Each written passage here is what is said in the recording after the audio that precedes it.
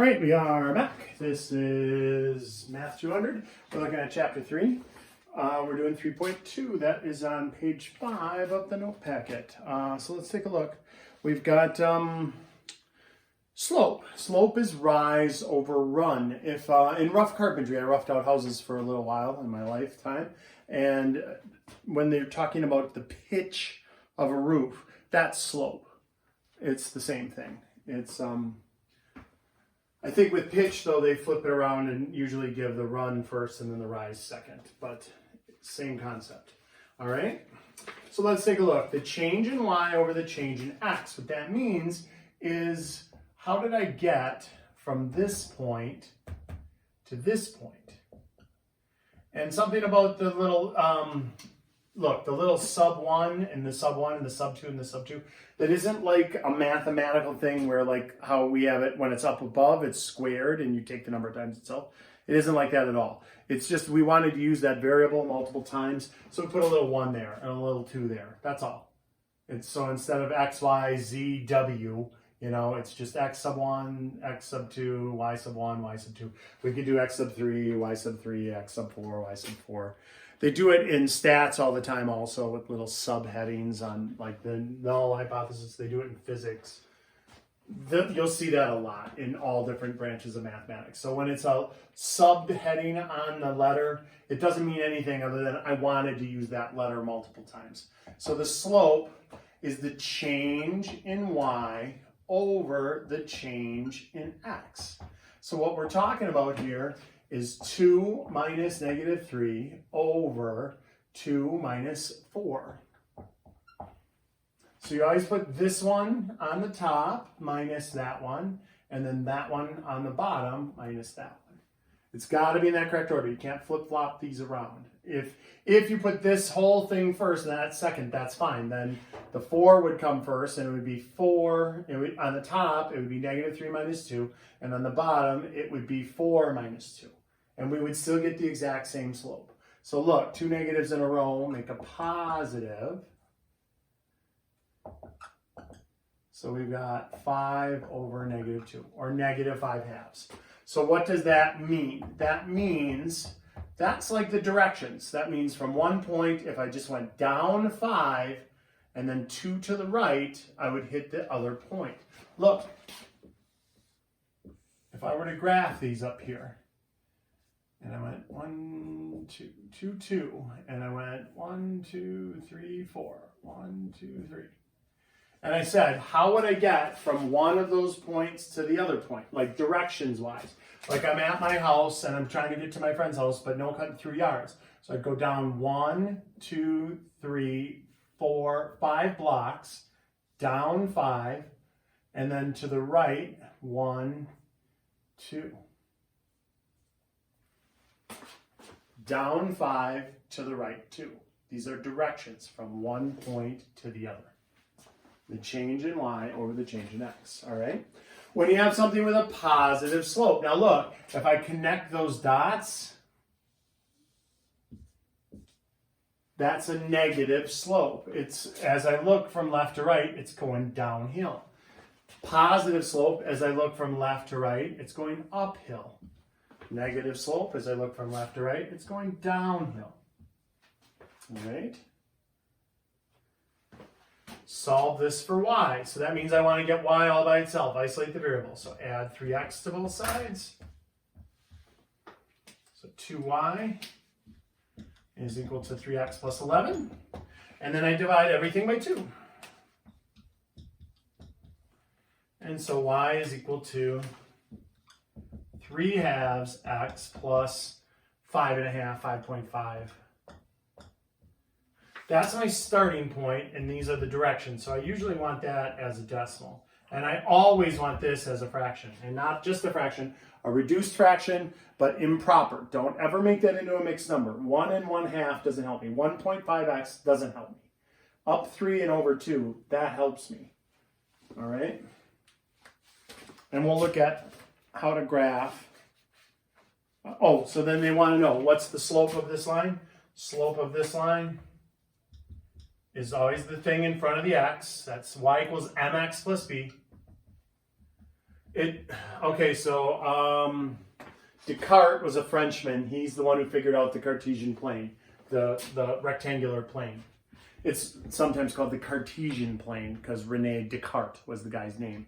So Cartesian plane. He was from France. And why is this M? That was a question that I asked my teachers, and I didn't get a real answer until I figured it out myself. And I think I did that in my first master's. Anyway, it's monter, to climb the mountain. Like, French, monter. That means to climb a mountain. Slope, right? Monter. So that's from the origins. It was figured out by a French guy. That's why M is still there. All right, so that's the slope. That's like the directions. And then the y-intercept is 0, 5.5. That means that's the point that it crosses the y-axis. Y-intercept, where it crosses the y-axis. So y equals mx plus b. That's called slope-intercept form. Not terribly creative bunch, us math people. It gives you the slope and then the intercept. So we called it the slope-intercept form. All right. So again, we're revisiting the vertical line, the horizontal line thing. I'm going to do that pretty quick. Let's take a look on the top of page 6. They want us to graph x equals 6. And they want us to graph y equals 3 again. We did that already once. And so look, x equals 6, 1, 2, 3, 4, 5, 6. That's a vertical line. Undefined slope. Vertical lines have undefined slopes. Horizontal lines, that's a horizontal line, like the horizon, when you're looking at the pretty horizon with the sunrise coming up. It goes this way, horizontal horizon. All right, that's got a slope of 0. So think about that. From this point, how do I get to the other point? Well, I go up 0 and over 1. Up 0 and over 1. Up 0 and over 1. Okay? This is an undefined slope. Like you can go cross-country skiing. That's a slope of 0. You're supplying all of the energy to move. It's really good cardio. You don't go skiing down the side of buildings because it's not a slope. It's a vertical drop. It's not a slope. It'll end badly when you get to the bottom. Trust me. All right? So that's what vertical line is undefined, and horizontal has a slope of 0. All right. So now let's use our knowledge of slope-intercept form to graph a line. Ooh, this is a really long section. All right.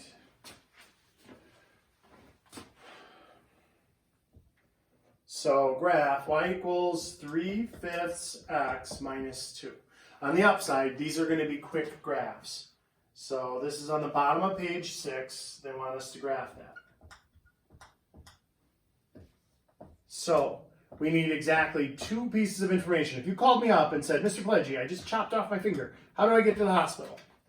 Lots of things, lots of questions would run through my mind. Like, how did you get my number? How did you cut off your finger? Why did you call your math teacher? But I would want you to keep your little pinky finger so you could drink tea fancy. So I would ask one question. Where are you now? And after I find your location, then I'll be able to locate the nearest hospital so they can reattach your finger. All right? So look, we need a starting point. That's what B is. This is the starting point on the y-axis. That's the intercept. So 0, -2 is our starting point. We put a dot on the y-axis at -2. It's always going to be on the y-axis, and it's always our starting point. These are the directions. If it's positive, that means up 3 and to the right 5.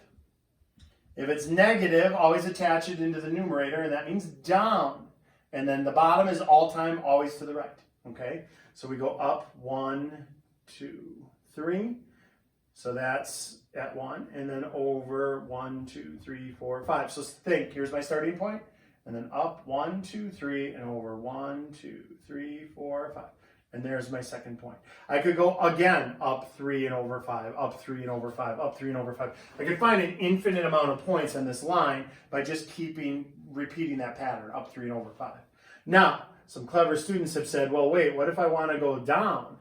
Well, you can. Remember, a negative divided by a negative is a positive. This is a positive slope. See how it's going up and to the right as I scan from left to right? If I go negative 3 and negative 5, that would be down 3 and 5 to the left. And then that would also be a point on this line. From there, down 3 and 5 to the left. And you'd have a point on the line. All right? So you can do that. It's just easier if, up and to the right. So let's look at some other problems where they make it a little more interesting. So what if we want to graph a line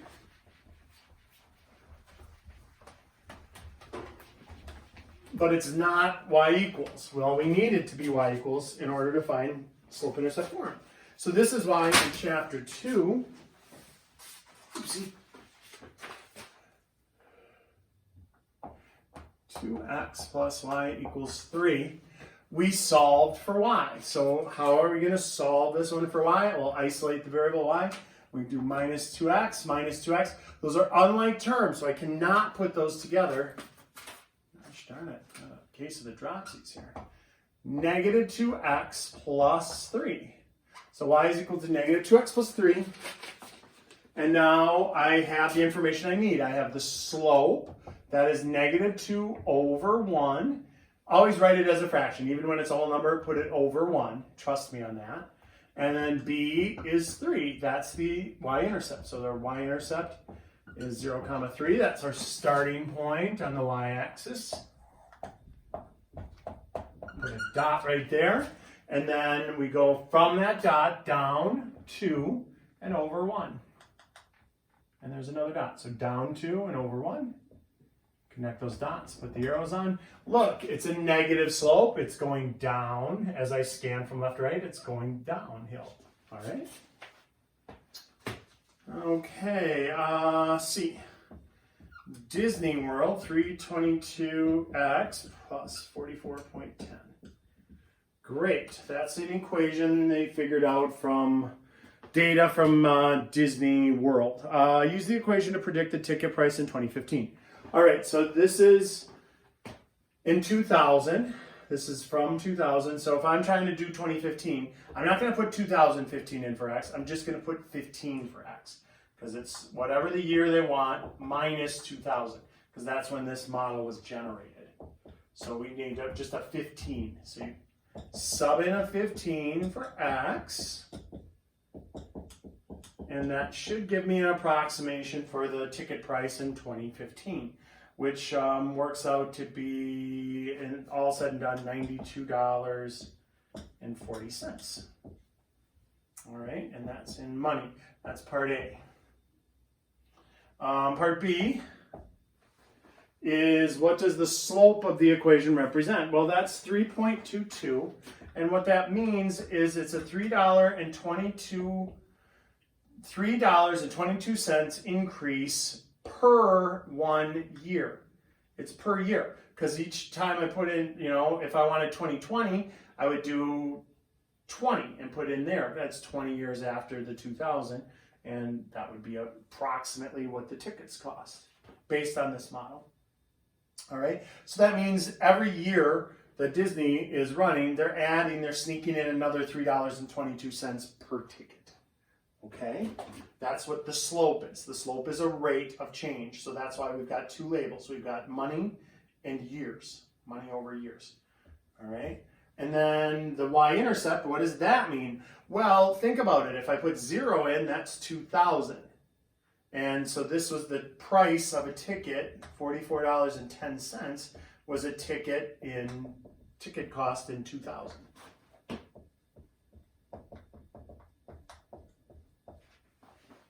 because that's where the model started. All right. Okay, let's take a look at point slope form. Holy Toledo. So point slope form is when they give you a slope and a point and you substitute it in. There is a way around it. There's always a workaround. Well, not always, but there is in this case. And maybe I'll demonstrate that some other time because this has a lot of stuff.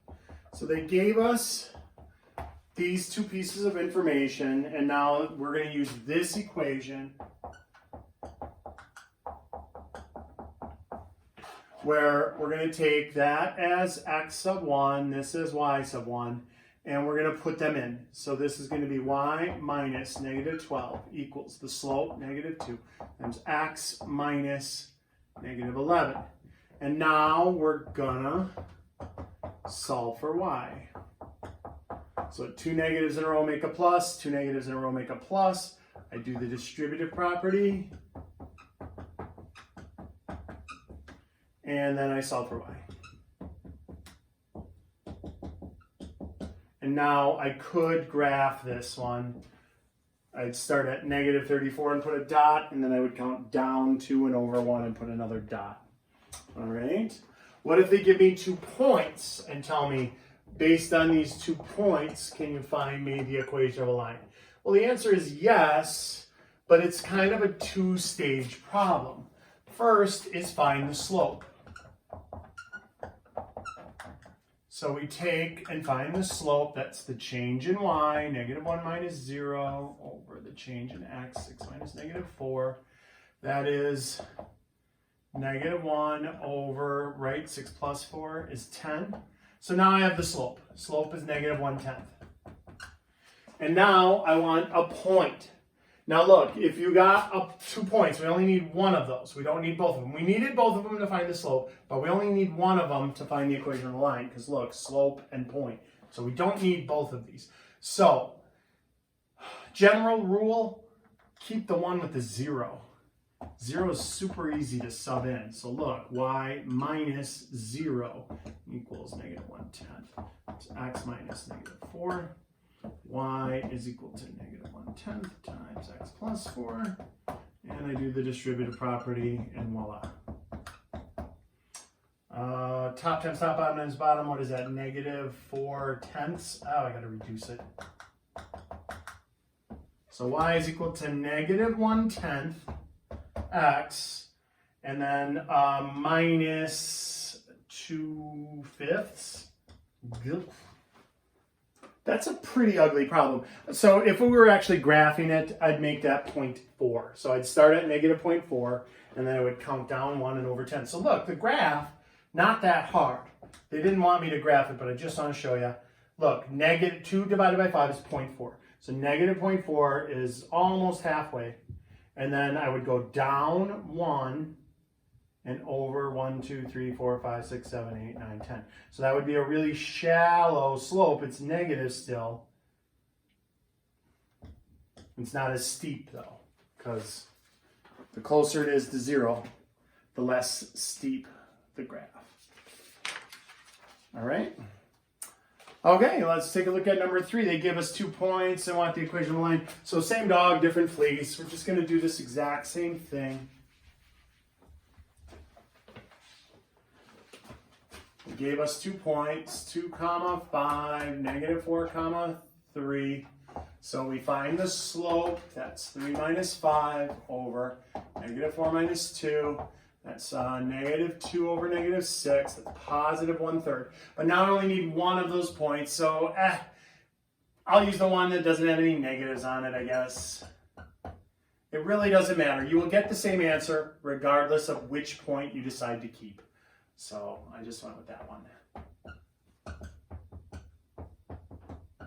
And again, after you get the hang of it, you'll get through these pretty quickly. 1/3 x. Top times top, bottom times bottom, minus 2/3. Now we got to add 5, so this one's kind of ugly. Again, 1/3 x. We'll play along and find the common denominator, but I wouldn't do it this way. -2/3 plus 5/1. We want a 3 on the bottom, so this already has the 3. This needs a 3. 15/3, so 13/3. See, that doesn't help me with my graph. A decimal would have helped me with my graph, leaving that as 0.666666, and then making this, 4 1/3, 4.3333. That would have been the way to go, but they didn't want us to graph, so we just left it like that. All right. Write the equation on the line, horizontal line through a given point. Remember what horizontal means. Horizontal, just y equals. Vertical, just x equals. So if they want a horizontal line, that's just y equals. So number 4 through 4, 5, horizontal y equals 5. And you're done. That's it. Number 6, they want a vertical line. Undefined slope means vertical line. So undefined means vertical. So that's going to be x equals, and then whatever the x value is. So y equals whatever the y value is, horizontal. X equals whatever the x value is, vertical. All right, write an equation through that point that's parallel. Okay, so now they're just getting cute about how, oh, that was 5, 4 and 5. This one's 6. How they're giving us the stuff. So look, -2, 4. Parallel lines have the same slope. They never intersect. Horizontal or perpendicular lines have opposite reciprocals. So first we got to solve this for y. Divide by 3, divide by 3, divide by 3. And so here we are. -1/3 x plus 2. Now why did we have to solve that for y? Well, because we need the slope. So we need this number in front of the x is -1/3. That's my slope. The slope parallel to that, parallel lines never intersect. So the slopes are identical. They never cross. So it's exactly the same. So now I've got my slope and my point. And we're back to point slope form again. Y minus 4 equals -1/3 x minus -2. Y minus 4 equals -1/3 times x plus 2. 2 negatives in a row make a positive. Do the distributive property. Y minus 4 equals -1/3 x minus 2/3. Y minus 4 equals -1/3 x minus 2/3. Add 4, add 4. And y is equal to -1/3 x. What is that going to be? 3 1/3, I think. 10/3. If I did it, let's do a little sidebar. -2/3 plus 4/1. I'd need a 3 on the bottom. So that one already has it. That one needs it. So 12/3 plus -2/3 is 10/3. Ugh. That was an ugly one. All right. Oh, this video is going to be forever. Sorry. It's a really long section.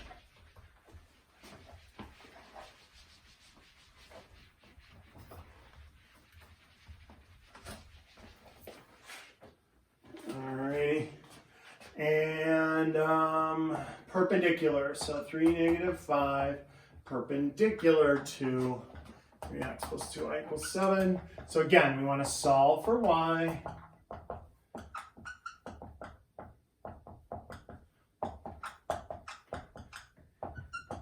So -3/2 x plus 7/2. And then the slope of this line is -3/2. Now, perpendicular lines intersect to form a 90-degree angle. So those slopes are actually opposite and reciprocals of one another. So look, this one is -3/2. So its perpendicular slope, m sub perp, perpendicular, is going to be positive 2/3. So you change the sign and take the reciprocal.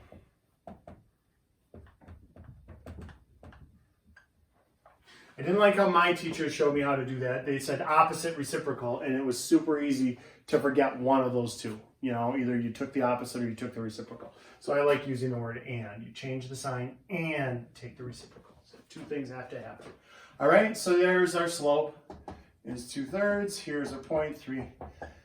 -5, y minus 5 is equal to 2/3 times x minus 3. Finally, we catch a break. Y minus 5 equals 2/3 x minus, right? The 3's just cancel. So 2. You get 6/3, which is just 2. And then add 5. So y is equal to 2/3 x plus 3. Okie dokie. And then finally, the last problem is graph these lines and tell me if they're parallel or perpendicular. But we would know before we even graph them, look, -5x plus y equals -6. We're going to graph that in black, and then we'll do the other one in blue right there. So look, first, solve for y. So we got y is equal to 5x minus 6. So my slope is 5/1, and my intercept is -6. That is 0, -6. Y-intercept. So 1, 2, 3, 4, 5. Up, you got to add another one down there, -6. And then count up from that point, up 1, 2, 3, 4, 5, and over 1. So up 5 to the right 1. Up 5 and to the right 1, and then connect the dots, put the arrows on. The other one I'll do in blue. That's going to be x plus 5y equals 5. I get rid of the x. 5y equals -x plus 5. Remember, those are unlike terms. I can't put them together, so just write them down. And then I divide everything by whatever's in front of the y. So y is equal to -1/5, because there's a 1 in front of that x, plus 1. So my slope on this one is -1/5, and my starting point is 1. 0, 1.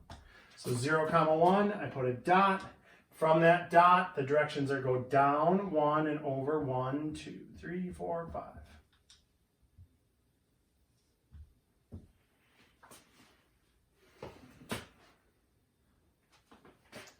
Intersect to form a 90-degree angle is perpendicular. So that's perpendicular line. We knew that though, because look, the slope of this one was 5/1. The slope of this one was -1/5. They are opposite and reciprocals of one another. So we knew they were going to be